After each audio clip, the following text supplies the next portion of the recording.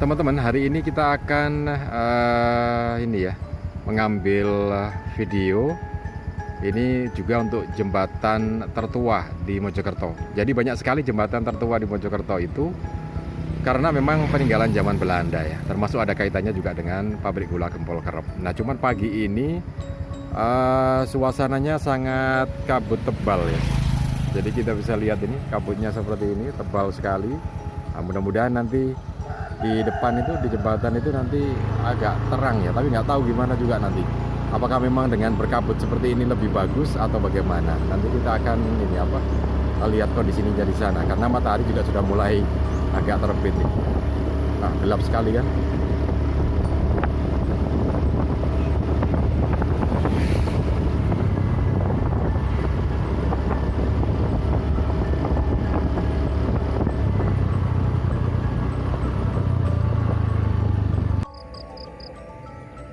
Seperti yang saya sampaikan tadi, saya akan mengambil view jembatan tertua di Mojokerto ya. Jadi ada beberapa jembatan di Mojokerto itu yang memang tergolong tua, termasuk ini diantaranya. Nah, ini sama dengan jembatan Pagar Luyung yang kemarin ya. Jadi ini sebetulnya bukan jembatan umum, tapi jembatan yang dibangun oleh Belanda, dan ini adalah bagian dari infrastruktur pabrik gula Gempol Kerep. Selain itu, jembatan ini juga bukan jembatan umum karena sebenarnya awalnya jembatan ini adalah untuk loko lori tebu ya. Nah, masih terlihat ada relnya di bawahnya ini. Jadi ini yang dulu dipakai. Nah, tahun berapa? Coba kita lihat. Ini ada ininya. Seperti prasasti, tapi untuk ini di mana di besinya ya.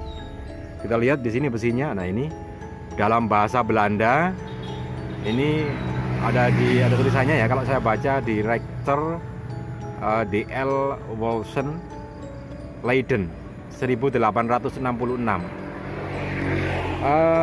Ini mungkin nama kontraktornya, kemudian Leiden ini dari kota Belanda. Mungkin ini pembuatan besi-besinya ya. Jadi ini berdiri sejak 1866. Lumayan tua, sudah berapa lama gitu ya.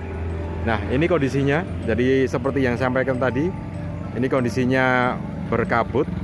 Dan dulu waktu kecil memang ini masih dipakai lori ya. Pada tahun 1980-an sampai 1990 ini masih dipakai untuk lori tebunya pabrik gula Gempol Kerep. Tapi sekarang sudah tidak lagi karena pakai truk angkutannya. Nah, di sini juga ada stempelnya juga itu ya. Sementara untuk jalannya yang ada di sebelah sini, ini jalan besar. Jadi yang sebelah sini ini kalau ke arah depan sana menuju ke pertigaan Kecamatan Gedek, kemudian kalau ke kiri ke Surabaya, ke Mojokerto, kemudian ke kanan ke arah Jombang ya. Tapi itu jalur alternatif. Nah, teman-teman, ini jembatan memang sangat bagus, jadi salah satu ikon juga. Ini terlihat pagi ini saja banyak sekali masyarakat yang berkumpul di sebelah timur ya. Hari ini hari Minggu, jadi itu terlihat siluetnya anggota masyarakat di sini yang melakukan aktivitas sepeda ya. Jadi komunitas sepeda mulai banyak juga di situ. Kemudian, nah, kita akan lihat bagian bawahnya. Ini kan jembatan, jadi bawahnya sungai. Nah, tapi yang terlihat ini bukan sungai. Ini sungainya seperti mati, padahal dulu ini lebar sungainya ya. Sebelah sana itu andil atau tanggul sebelah kiri dan tanggul sebelah kanan. Nah, pada tahun 1000 sampai 1990-an ini masih ada airnya. Airnya ini mengambil dari Sungai Brantas ya. Jadi airnya akan mengalir di sini kalau dari Sungai Brantas.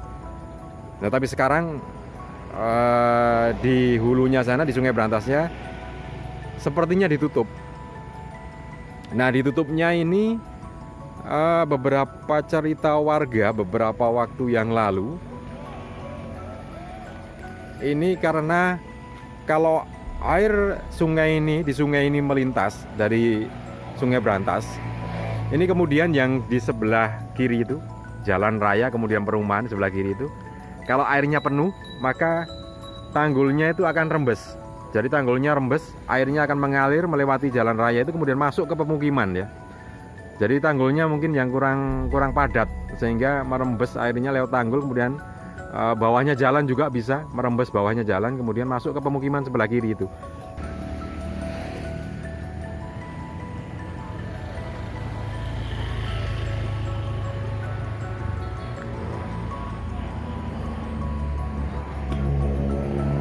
Jadi kalau kita lihat begini, pas airnya penuh yang dari Sungai Brantas maka akan merembes lewat bawah jalan raya atau lewat atasnya jalan raya. Rembesan airnya ya, bukan banjir tapi rembesan. Nah, kemudian mengalir ke pemukiman di sebelah kiri itu. Nah, di situ yang kemudian terjadi genangan air dan mengganggu sekali rumah warga. Itu yang entah apakah alasan itu kemudian airnya tidak dialirkan ke sini lagi atau bagaimana. Tapi sebetulnya itu juga sangat bagus ya ketika airnya bisa mengalir di sisi sebelah sini, maka di sini juga bisa dijadikan satu mata pencarian. Ada yang hobi mancing ya bisa mancing di sini karena banyak sekali ikannya kan dari buangan Sungai Brantas ya. Kemudian banyak sekali orang mencari ikan, bisa jala, bisa jaring, macam-macam ya, bisa mancing gitu ya. Dan airnya penuh memang. Nah, ini di sini seperti ini. Kemudian kita lihat sisi selatannya. Seperti ini ya. Ini mataharinya sudah tinggi tapi masih berkabut. Nah, ini yang kita lihat sisi sebelah selatan. Dari sisi sebelah selatan ini penuh pohon, padahal dulunya sungai total ini ya. Sungai total untuk pengendali air. Nah, air yang dari Sungai Brantas di sini ini kemudian mengalir ke arah utara ya, mengalir ke arah utara.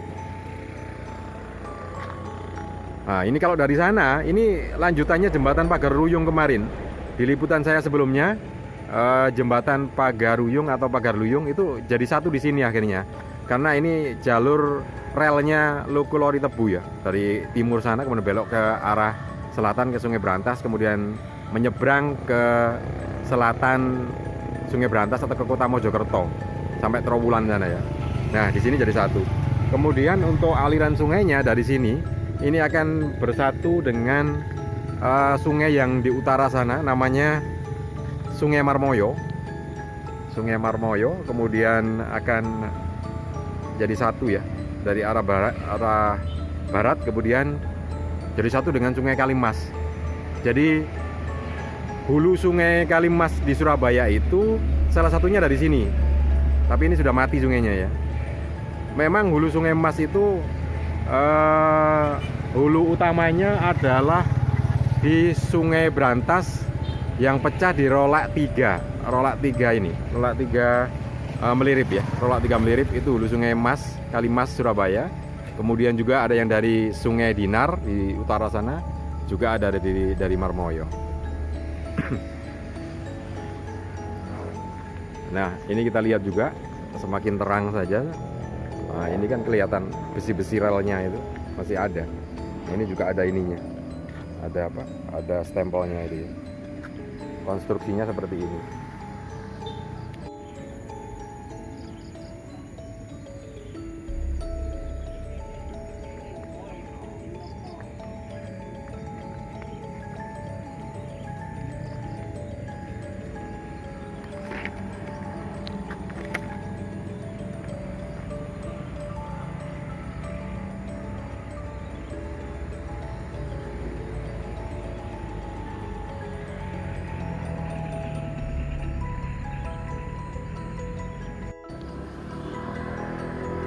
Teman-teman, kalau kita lihat konstruksi jembatan ini memang cukup kuat ya. Jadi sejak 1866, kalau 1966 sudah 100 tahun. Kalau kemudian wah, cukup lama juga jembatan ini. Besinya juga cukup kuat gitu ya. Jadi ada konstruksi tersendiri yang bagus, kemudian pengelolaan baja besinya juga seperti apa, kemudian cara cornya di dalam itu juga bagaimana supaya cornya tidak kropos gitu ya. Nanti akan kita buka di sesi yang lainnya di jembatan-jembatan tertua di kota Mojokerto. Salam dan sukses selalu untuk Anda. Oh, ini